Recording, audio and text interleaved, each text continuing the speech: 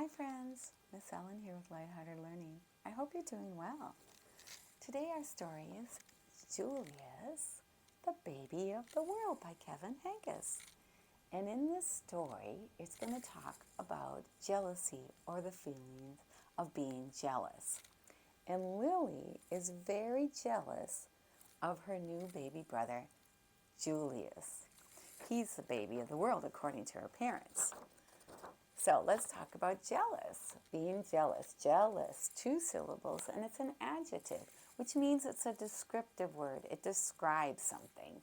And it's a feeling or showing envy of someone or their achievements and advantages. And in this story, she was jealous of all the attention her brother was receiving. Okay? So that might explain to you what jealous means. And you probably have had feelings of jealousy or being jealous. Maybe someone received a gift that you were jealous of that you would have liked to have. Or maybe you understand that feeling that Lily has, that her brother is receiving a lot of attention and she would like some attention too. But Lily doesn't handle her feelings of jealousy all that well. You will see she's kind of mean. Not even kind of. She's pretty mean and says some pretty hurtful things. But she turns it around at the end, and you will see what I mean. All right, so Julius, the baby of the world. Now think about times where you may have felt jealousy or had a jealous feeling. Maybe something happened in your life where someone got something or someone received attention. Think about that and how you handled it. Before Julius was born, Lily was the best big sister in the world. She gave him things, she told him secrets, and she sang lullabies to him every night. After Julius was born, it was a different story. Lily took her things back. She pinched his tail and she yelled insulting comments into his crib. "I am the queen," said Lily, "and I hate Julius." But her parents loved him.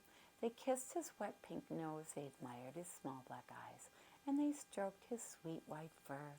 Lily thought his wet pink nose was slimy. She thought his small black eyes were beady, and she thought his sweet white fur was not so sweet, especially when he needed his diaper changed. "Julius is the baby of the world," chimed Lily's parents. "Disgusting," said Lily. Lily had to share her room with Julius. After Julius goes away, "Do I get my room back?" she asked. "Julius isn't going anywhere," said Lily's mother, and he didn't. He stayed and stayed and stayed. Lily was supposed to be very quiet while Julius slept. "After Julius goes away, can I talk like a normal person again?" she shouted. "Julius isn't going anywhere," said Lily's father, and he didn't. He stayed and stayed and stayed. "We want Julius to grow up to be as extraordinary as you," said Lily's mother. "So we must tell him constantly how beautiful he is and how much we love him." When no one was looking, Lily had her own ideas. "We want Julius to grow up to be as clever as you," said Lily's father, "so we must sing him his numbers and letters whenever possible."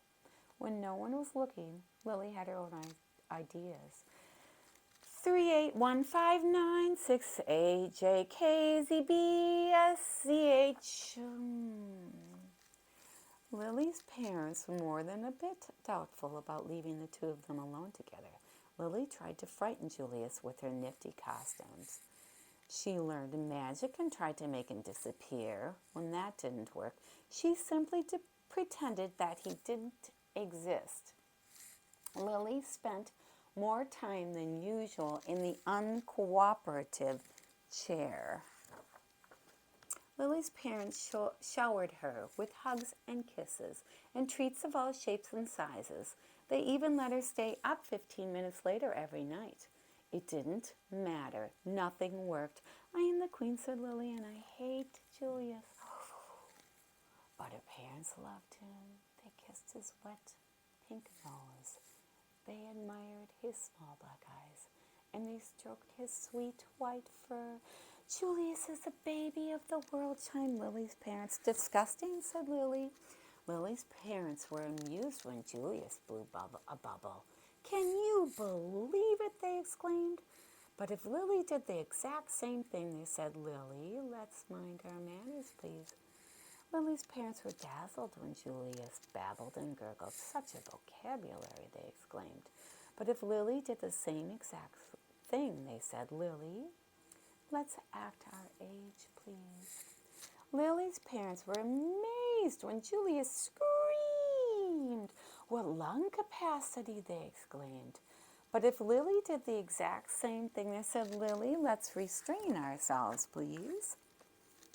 One morning, while Lily was busy playing opera, her mother said, why don't you put some of that verbal exuberance to good use? Why don't you tell Julius a nice story? He's too little to understand a story, said Lily.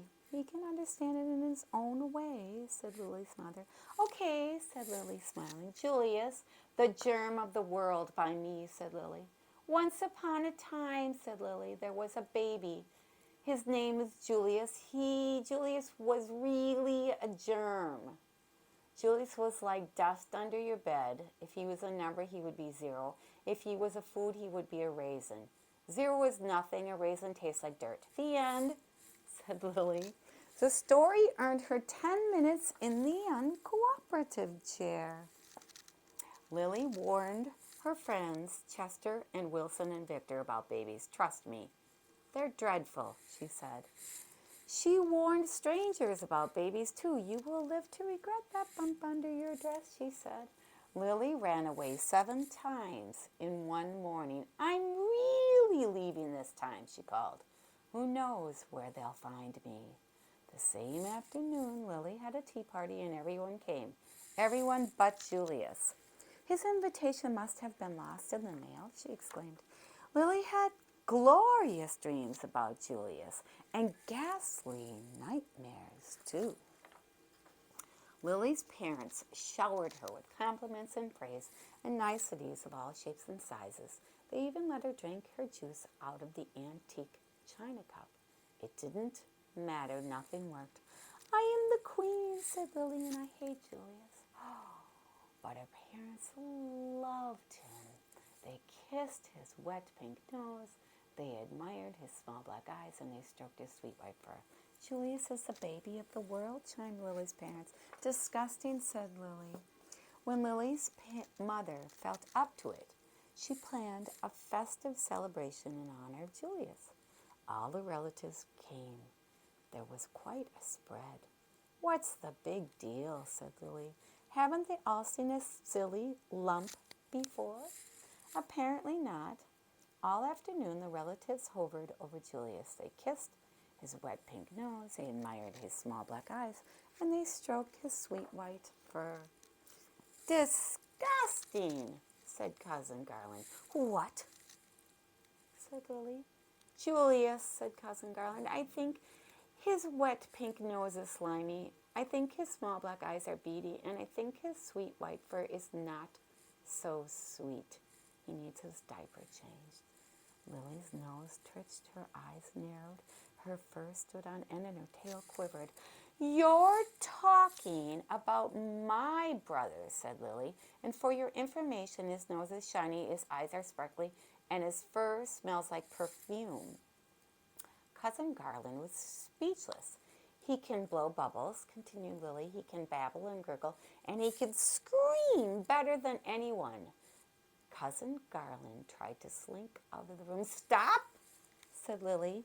I am the queen. Watch me closely. Lily picked up Julius. She kissed his wet pink nose. She admired his small black eyes, and she stroked his sweet white fur. Your turn, said Lily, handing Julius over to Cousin Garland. Kiss, admire, stroke, Lily commanded. Now, repeat after me, said Lily. Julius is the baby of the world. Julius is the baby of the world, said Cousin Garland. Louder, said Lily. Julius is the baby of the world. And from then on, he was, in everyone's opinion, especially in Lily's. Oh, she turned it around, friends. She learned how to deal with her jealousy, and she stood up for him.